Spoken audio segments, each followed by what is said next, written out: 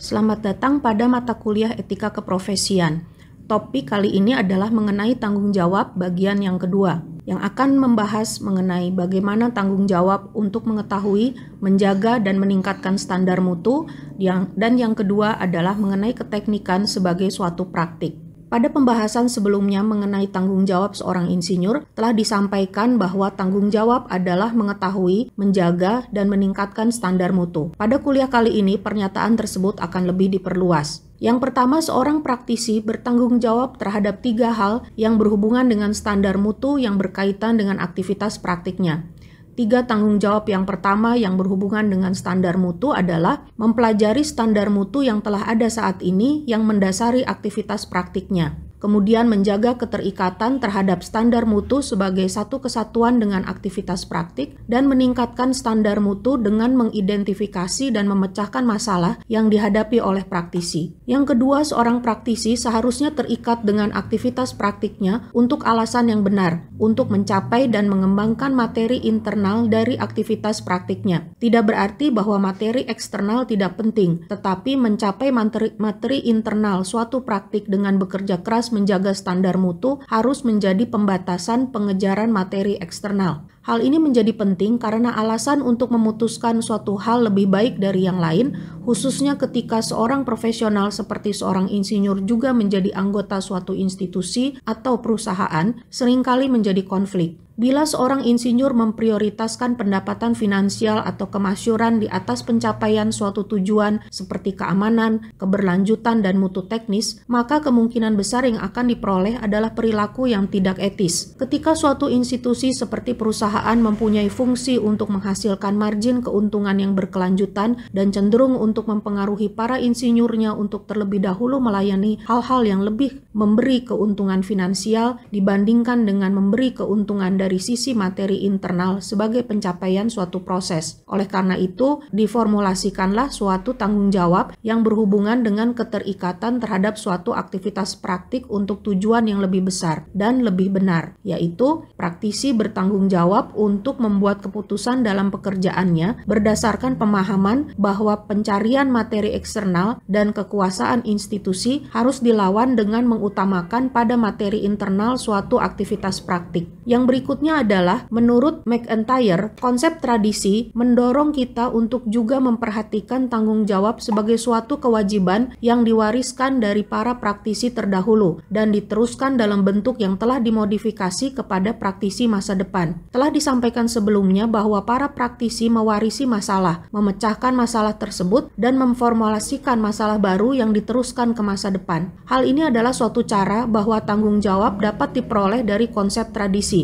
2 tanggung jawab lain yang saling berkaitan adalah praktisi bertanggung jawab memecahkan masalah yang diwariskan dari masa lalu, dan praktisi juga bertanggung jawab memecahkan masalah yang ada saat ini dan yang kemungkinan muncul di masa depan.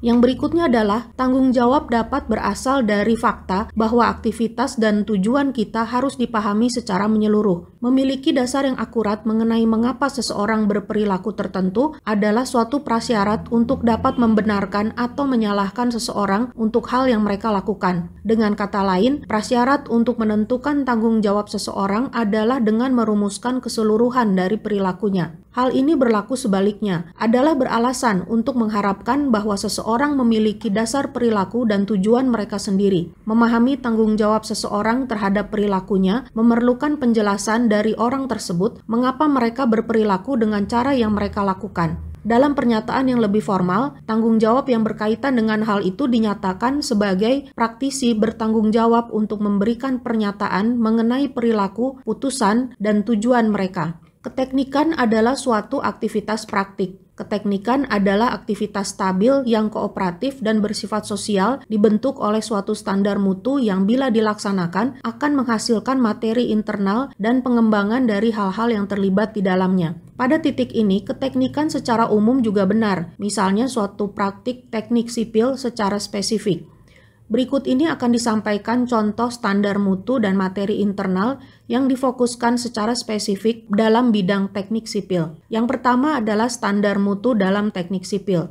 Umumnya, tanggung jawab seorang insinyur didasarkan pada kode etik formal praktiknya. Misalnya kode etik untuk insinyur dari National Society for Professional Engineers. Namun metode ini tidak dapat membantu untuk memperjelas tanggung jawab seorang insinyur seperti seharusnya. Kode etik sangat luas lingkupnya dan termasuk di dalamnya adalah tanggung jawab yang tidak khas untuk keteknikan tertentu, tetapi tanggung jawab sebagai seorang profesional. Contohnya, kode etik formal mengatakan bahwa seorang insinyur harus menghindari konflik kepentingan atau tidak menerima suap. Aturan ini membentuk tanggung jawab yang harus dimiliki seorang insinyur, tetapi bukan tanggung jawab yang khas untuk praktik keteknikan. Contoh lain, bahwa standar yang melarang seorang insinyur menerima suap dalam bentuk materi eksternal seperti uang atau jabatan juga adalah standar yang dimiliki oleh praktik lain, seperti di bidang kedokteran atau hukum. Yang diperlukan seharusnya adalah kode etik yang memberikan standar mutu untuk praktik keteknikan. Bila teknik sipil adalah suatu praktik,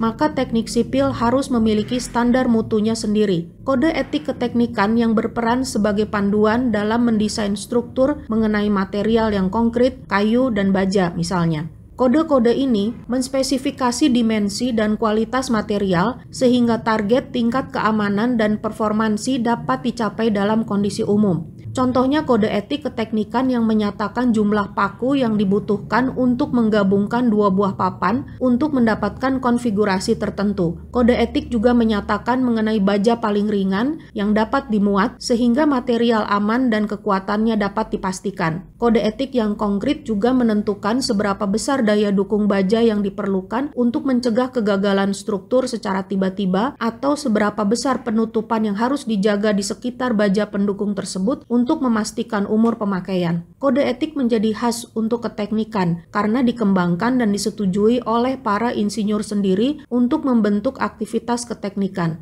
Aplikasi dari fakta ini adalah bahwa kode etik keteknikan seperti yang digunakan dalam teknik sipil adalah hal-hal terhadap apa seorang insinyur harus bertanggung jawab sebagai seorang insinyur.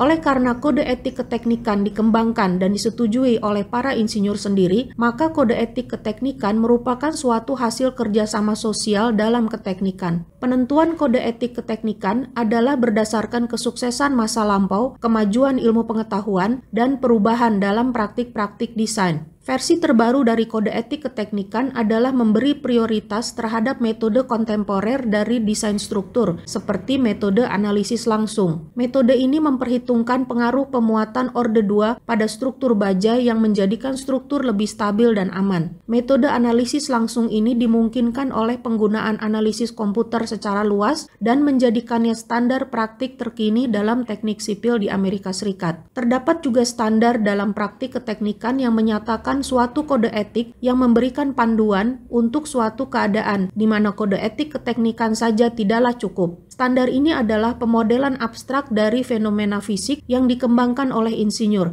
dan digunakan untuk memprediksi rancangannya. Pemodelan ini dipahami dapat memberi prediksi yang sangat akurat terhadap perilaku material pada kondisi yang diperkirakan. Keakuratan, efisiensi, atau ketepatan metode ini dalam memecahkan masalah keteknikan bergantung pada kecepatan evolusi pemodelan itu sendiri. Yang berikutnya adalah materi dalam teknik sipil. Telah disebutkan bahwa standar mutu dalam teknik sipil ada untuk membantu pencapaian tertentu, mengembangkan tujuan rancangan dan penelitian. Materi internal adalah tujuan akhir yang diharapkan oleh praktisi. Terdapat beberapa luaran ideal yang dapat mengukur kesuksesan proyek seorang insinyur sipil. Pada peradaban kuno, insinyur bertanggung jawab untuk memastikan suatu hasil yang telah ditentukan, seperti membangun suatu monumen atau sistem konstruksi irigasi. Hal ini tampak seperti suatu tujuan tanpa memperhatikan biaya manusia yang bekerja untuk konstruksi dan kemungkinan kegagalan dalam skala besar.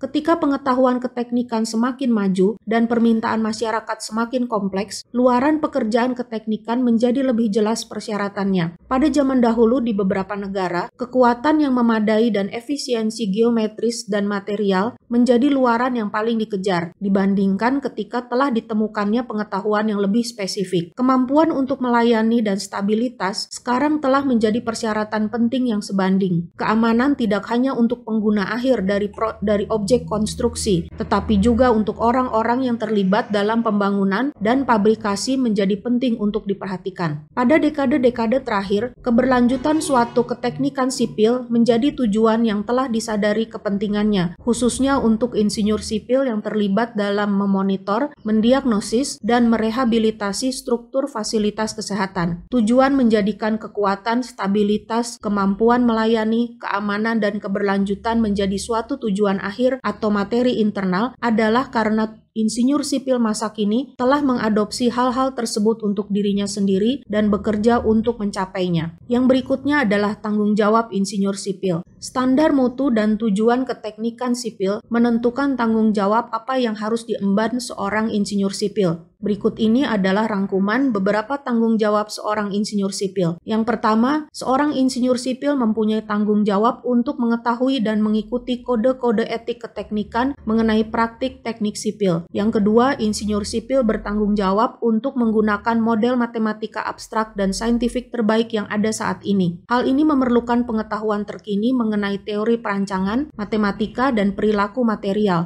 Untuk mengetahui model-model ini, penting untuk mempunyai pemahaman yang baik mengenai kode-kode etik keteknikan dan mempunyai metode untuk memecahkan masalah-masalah yang tidak direkomendasikan oleh kode-kode etik tersebut. Yang ketiga, insinyur sipil juga bertanggung jawab untuk berpartisipasi dalam proses untuk melampaui standar mutu praktik yang telah tercapai, misalnya melalui pemodelan ini. Hal ini tidak berarti bahwa setiap insinyur sipil harus memiliki peranan langsung dalam mengubah standar mutu yang berlaku saat ini. Hal ini berarti bahwa semua insinyur harus menggunakan standar mutu secara sewajarnya, tidak di bawah standar, dan bila memungkinkan berkontribusi terhadap peningkatannya. Yang keempat merupakan tanggung jawab seorang insinyur sipil untuk mengemukakan masalah dalam suatu aktivitas praktik dan bekerja untuk memecahkan masalah tersebut. Tanggung jawab ini berlaku pada setiap proyek keteknikan seperti bangunan dan juga proyek-proyek riset berskala besar dengan dampak yang luas selama dilaksanakannya proyek keteknikan tersebut. Yang kelima, insinyur sipil bertanggung jawab untuk memahami dan mencapai luaran yang diperlukan dari suatu proyek seperti yang diharapkan oleh pihak berwenang, misalnya klien, hukum, dan pengguna akhir. Luaran-luaran ini atau yang disebut dengan materi internal termasuk di dalamnya adalah kekuatan, keberlanjutan, keamanan, stabilitas, dan kemampuan memberi layanan. Yang keenam, insinyur sipil bertanggung jawab untuk berpartisipasi dalam suatu komunitas insinyur sipil yang mendukung aktivitas praktik secara keseluruhan. Dan yang ketujuh, insinyur sipil mempunyai tanggung jawab untuk membuat pernyataan hubungan antara keputusan yang dibuat dalam pekerjaannya dengan standar mutu dan luaran materi internal dari aktivitas praktik tersebut. Demikian uraian mengenai tanggung jawab seorang insinyur dengan mencontohkan pada aktivitas praktik teknik sipil. Berikut ini adalah referensi yang dapat dipelajari dan dibaca lebih lanjut. Untuk dapat lebih memperluas wawasan mengenai topik tanggung jawab dalam keteknikan, buatlah ringkasan dari referensi nomor 1 bab 2. Sekian pertemuan kali ini, sampai bertemu pada pembahasan topik berikutnya. Terima kasih.